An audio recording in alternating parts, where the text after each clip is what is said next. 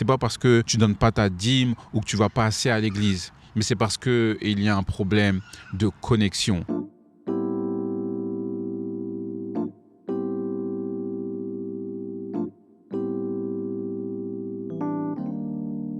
Hello, c'est Emmanuel. Bienvenue sur mon podcast Parlons Dieu. Si c'est ta première fois ici sur ce podcast, je parle de la vie chrétienne, je parle de la foi chrétienne, je parle de ma vie personnelle aussi en général, mais avant tout de comment vivre sa vie avec Jésus-Christ. Et aujourd'hui, on va parler de quand tu te sens bloqué, Dieu agit toujours. Peut-être qu'aujourd'hui, tu te sens bloqué malgré tous les efforts, tu te sens bloqué malgré ta discipline, tu te sens bloqué malgré tes bonnes intentions.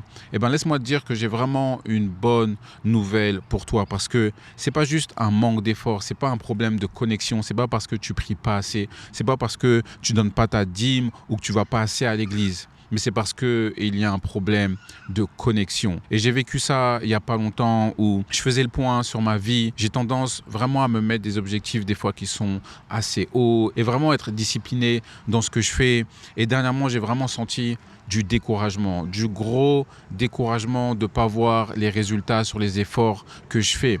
Par exemple, j'ai ce podcast Parlons Dieu. Lorsque je sors une vidéo et que je vois les résultats de vues, ça me décourage parce que je me dis, je fais des efforts, Dieu m'a demandé de faire ce podcast, mais je ne vois pas les résultats. Lorsque je fais mon vlog, lorsque je vais évangéliser par exemple dans la rue et que j'ai prié pour personne, je ne vois pas les résultats, mais Dieu me rappelle constamment que c'est un bon Dieu. Et pour te raconter un peu mon histoire, j'ai quitté mon travail en mai 2026 parce que j'avais prié Dieu l'année dernière que je voulais vraiment passer du temps avec ma famille. Et aujourd'hui, j'ai la chance d'être proche de ma famille, mais de ne pas avoir d'emploi. Et la société va toujours te rappeler que tu dois avoir un CDI, tu dois avoir un statut cadre. Si tu es dans ta trentaine, tu dois avoir une maison, tu dois être marié, tu dois avoir des enfants. Et moi, étant perfectionniste dans tout ce que je fais, ayant des objectifs qui sont tellement élevés, où je doute des fois de moi-même en me disant « Est-ce que je vais réussir ces objectifs-là » Et je suis vraiment quelqu'un qui est drivé par les résultats. Et lorsque je ne vois pas les résultats, il y a tout de suite du découragement. Lorsque mes objectifs ne sont pas atteints, je suis tout de suite découragé. Et aujourd'hui, où je suis plus en freelance, je sais que je dois faire attention, par exemple, à mes finances, que je dois faire attention à l'argent que je dépense, que j'ai des rêves de me marier, d'avoir des enfants, d'acheter une maison. Et lorsque je regarde ma situation actuelle, je suis loin d'être où j'ai envie d'être aujourd'hui. Et ça produit du découragement, ça produit de la tristesse. Et dernièrement, je me suis demandé, est-ce que Dieu agissait vraiment dans ma vie? Dernièrement, j'avais du doute, où j'essayais de passer du temps avec ma famille, mais j'essayais aussi d'avancer dans mes objectifs. Ou lorsque je regarde mes finances, je me dis de faire attention parce que je ne peux plus acheter les mêmes choses que j'achetais avant. Je ne peux plus subvenir aux mêmes besoins ou choses que j'ai envie d'avoir comme avant. Bien sûr, je peux toujours acheter à manger, boire, payer mon loyer, et c'est ça le plus important. Et Dieu nous dit dans sa parole que tant qu'on a à manger, on a à boire, qu'on a un toit pour dormir, on est béni. Et c'est ça la bénédiction de Dieu, c'est de vivre avec ce qu'on a aujourd'hui. Et si tu regardes cette vidéo aujourd'hui, c'est une bénédiction parce que tu as un téléphone. Et j'imagine que si tu as un téléphone, peut-être que tu as un toit. Et si tu as un toit, j'imagine peut-être que tu as de l'électricité. Et c'est une bénédiction de Dieu. Donc même si c'est difficile aujourd'hui dans ma vie où je dois constamment me rappeler que Dieu est avec moi et qu'il a un plan parfait, comme il le dit dans Jérémie 29, 11. Le plan que Dieu a pour nous est un plan qui est bon et qui est parfait. Mais il y a un piège dans cela. Et ce piège, c'est lorsque l'ennemi vient s'asseoir à côté de nous, lorsque l'ennemi vient à notre table et qui met du doute. Et lorsque on essaye de faire aussi les choses à notre propre manière, c'est là que les choses deviennent compliquées. Et en tant qu'être humain, notre premier réflexe, souvent lorsqu'on a un problème, c'est toujours de résoudre la crise à notre manière. Et ça va produire de l'épuisement, ça va produire du découragement, ça va produire de la colère en nous-mêmes et on va douter de Dieu. On va se demander, est-ce que Dieu agit toujours dans ma vie? Et des fois, on le sait que Dieu est toujours là, mais Dieu va être silencieux des fois. Dieu va nous mettre un test des fois. Lorsqu'on va être bloqué, on ne va pas voir Dieu agir. Mais laisse-moi te dire que malgré ta circonstance, malgré ma circonstance aujourd'hui, où je ne sais pas ce qui va se passer l'année prochaine pour moi, je ne sais pas ce qui va se passer dans 2 ans, je désire le mariage, je désire avoir une maison, je désire avoir une vie stable et c'est ce que j'ai pas aujourd'hui, mais c'est ce que j'avais prié à Dieu d'être à côté de ma famille. Mais Dieu a toujours un plan dans tes circonstances. Malgré, peut-être que tu cherches un emploi aujourd'hui, peut-être que tu cherches à avoir plus de finances, peut-être que tu as des dettes, peut-être que c'est une maladie aussi. Laisse-moi te dire que si tu te sens bloqué, Dieu agit toujours. Alors ne laisse pas l'ennemi s'asseoir à ta table, ne laisse pas l'ennemi venir s'installer dans ta maison parce qu'il va toujours venir avec du découragement, il va toujours voler ta joie, mais reste connecté à Dieu. Et avant d'être crucifié, Jésus nous donne vraiment des dernières paroles. Jésus va vraiment changer radicalement notre perspective. Il va vraiment changer la perspective des disciples. Il va nous montrer que le problème ne vient pas de notre manque d'effort, le problème vient d'un défaut de connexion. C'est pour ça qu'il appelle les disciples à toujours rester connectés en lui, pas connectés à leurs propres efforts, pas connectés à ce qu'ils ont vu, pas connectés à nos finances, pas connectés à notre situation actuelle, pas connectés à notre maladie, pas connectés aux problèmes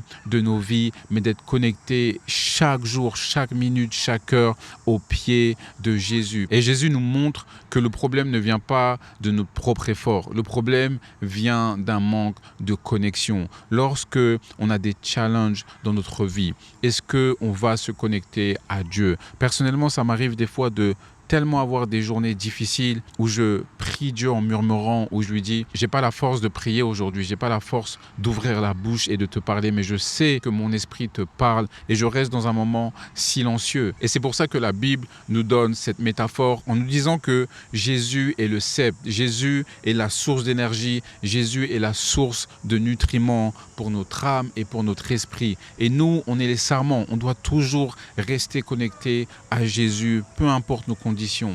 Peu importe à ce qu'on pense, peu importe si on est fatigué, si on est découragé. La première chose qu'on doit faire, c'est pas de chercher la solution à nous-mêmes, c'est vraiment de venir au pied de Jésus. Et une branche va pas forcer le fruit à pousser par la pensée.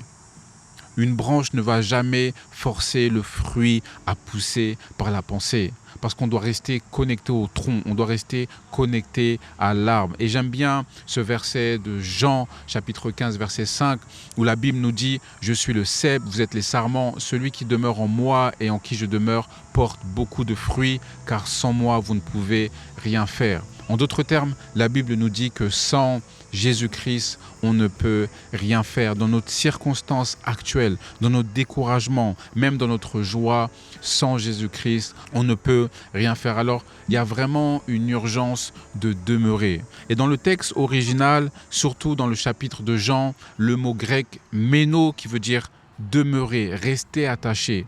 On doit rester attaché à Jésus. Sans Jésus, on ne peut pas avancer. Sans Jésus, il n'y a pas de perspective de vie pour nous. Dans le texte original, le mot grec « méno », il apparaît 11 fois dans 15 versets. La Bible veut vraiment mettre un effort sur le fait qu'on doit demeurer en Jésus-Christ. On doit demeurer à ses pieds en tout temps. Et Paul nous dit de prier en tout temps. Paul nous dit de venir à Jésus en tout temps. Ce qui prouve que notre priorité absolue, c'est de rester branché à la source. Et cette source, c'est Jésus-Christ. Cette source, c'est le seul qui a pris la peine capitale à la croix. C'est le seul qui a versé le sang afin qu'on puisse être sauvé, afin que tu puisses être sauvé. Alors j'imagine que lorsque Jésus veut qu'on soit connecté à lui en tout temps, pour moi, c'est vraiment une règle d'or. C'est une règle qu'on doit toujours suivre. Ce n'est pas une règle optionnelle. C'est obligatoire de toujours rester branché à lui. Alors aujourd'hui, peu importe à quel point tu te sens fatigué, peu importe à quel point tu te sens découragé, tu te sens déçu par les circonstances, tu te sens frustré par le manque de progrès, comme moi aujourd'hui où je fais des efforts, je fais en sorte de travailler, de voir des résultats, mais je vois rien. Il n'y a aucun progrès visible dans ma vie. Alors laisse-moi te dire, aujourd'hui, le seul travail qu'on doit faire aujourd'hui, c'est de jamais couper la connexion qu'on a avec Jésus, jamais couper la connexion de la source, jamais couper le contact avec la connexion avec l'arbre, jamais couper le contact avec Jésus-Christ. Alors même si les circonstances sont difficiles, des fois je dois me rappeler que tous les chrétiens sur cette terre ont une souffrance particulière et que je ne suis pas seul et que je dois rester connecté à Jésus. Laisse-moi te dire aujourd'hui qu'il faut qu'on arrête de voir nos statistiques, il faut qu'on arrête de voir notre calendrier cette semaine, il faut qu'on arrête de voir nos objectifs cette semaine, il faut qu'on arrête de voir notre cause, ce qui nous donne du doute, ce qui nous donne du découragement aujourd'hui, mais qu'on reste branché à Dieu. Et comment on reste branché à Dieu? Par la prière, par la méditation, par la louange, de vraiment parler à Dieu. Peut-être que si tu es une personne introvertie, peut-être que c'est marcher dans la nature. Moi, je suis une personne introvertie et la chose que j'aime faire, c'est juste m'asseoir sur une chaise dans ma chambre, mettre une musique et communiquer avec Dieu, de marcher dans la nature, marcher dans la montagne, faire de la randonnée. C'est comme ça que je me connecte avec Dieu. Si tu es une personne extravertie, peut-être que c'est de passer du temps avec des personnes que tu aimes, de socialiser, d'être autour de frères et de sœurs qui sont chrétiens. Peut-être que c'est la chose qui te permet de vraiment te connecter à Dieu. Alors aujourd'hui, je veux vraiment que tu examines toutes les zones de frustration qu'il y a dans ta vie et que tu mettes tout de côté. C'est ce que je vais faire aussi aujourd'hui parce que cette parole, elle est pour moi comme elle est pour toi, de vraiment examiner mon cœur, examiner les zones de colère que j'ai à l'intérieur de moi et de me dire que Dieu a le contrôle, que Dieu a le contrôle à 100% et qu'il ne m'oublie pas. Alors aujourd'hui, je veux vraiment t'encourager de prendre le temps de demeurer dans la prière, prends du temps de demeurer dans le repos, prends du temps de demeurer dans un endroit où Dieu va te donner de la force. Et je veux vraiment t'encourager à prendre peut-être un samedi, d'un vendredi soir, un samedi soir, d'avoir une expérience de sabbat, une expérience de repos. Et c'est ce que j'essaye de faire vraiment du vendredi soir au samedi soir, d'avoir un moment de repos parce que je sais que je peux beaucoup regarder à mes circonstances, je peux beaucoup regarder à mes statistiques, à mes objectifs, à mes goals et de tout de suite avoir du découragement parce que je ne suis pas où est-ce que je vais être. Et il y a beaucoup de personnes, peut-être que tu n'es pas où est-ce que tu veux être, peut-être que tu n'as pas ce que tu veux avoir aujourd'hui. Laisse-moi te dire que Dieu nous bénit chaque jour, on se lève, on peut respirer. Dieu bénit chaque jour dans notre vie. Alors vraiment, prends le temps de demeurer en Jésus-Christ, prends le temps de prier, de méditer dans sa parole parce que Dieu n'oublie pas ta circonstance. Dieu sait par quoi tu passes et il a un plan qui est parfait pour toi. Je te remercie d'avoir écouté ce podcast. Si tu as aimé, mets un like afin que ça soit montré à un maximum de personnes par la gloire de Dieu et on se dit à la prochaine. Bye.